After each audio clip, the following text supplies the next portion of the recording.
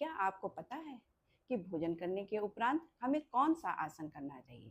भोजन करने के उपरांत हमें केवल हम वज्रासन करना चाहिए और वज्रासन के अनेकों फायदे होते हैं। इसको आप स्वयं तो करिए ही, साथ ही अपने घर में अपने बच्चों से भी कराइए, क्योंकि इस आसन को करने में हमें अनेकों फायदे होते हैं। अब आप देखिए वज्रासन कैसे करते हैं।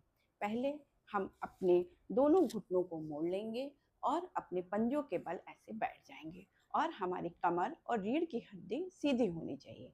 वज्रासन करने से हमारी पाचन क्रिया दुरुस्त होती है।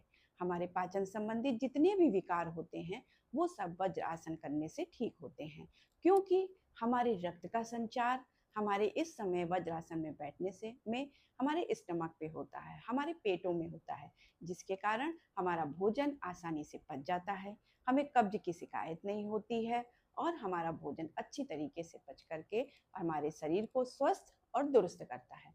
दूसरा फायदा ये होता है कि जब हम वज्रासन में बैठते हैं तो हमारे थाई के मसल्स स्ट्रांग होते हैं और हमारे शरीर में सबसे ज़्यादा मसल्स, मजबूत हड्डियाँ और ये हमारे थाई में होती हैं। जब हम वज्रासन में ऐसे मोड़ करके बैठते हैं तो वज्रासन में बैठने से हमारे थाई के मसल्स स्ट्रांग होते हैं और इनमें बल पड़ता है, इसका फैट कम होता है, क्योंकि अगर हमारे थाई का फैट ज़्यादा हो जाएगा तो हम वज्रासन में नहीं बैठ पाएंगे।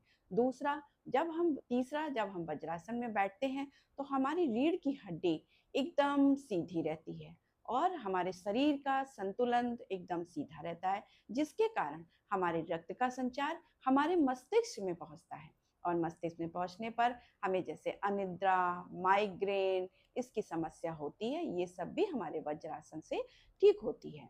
और हमें अगर शुगर की प्रॉब्लम है और हमारे पैनक्रियास एक्टिव नहीं रहते हैं, जिनके कारण जो है हमारा शुगर बढ़ता है, उस शुगर को नियंत्रित करने के लिए हम वज्रासन में बैठें, जिससे कि हमारे पाचन क्रिया दुरुस्त होगी। पाचन क्रिया दुरुस्त होने से हमारे शरीर में जितने भी पित्त, रस ये सब हैं, सब संतुलित मात्रा में निकलेंगे, जिसके कारण हमारा शरीर स्वस्थ रहेगा और हम स्वस्थ रहेंगे। नमस्कार।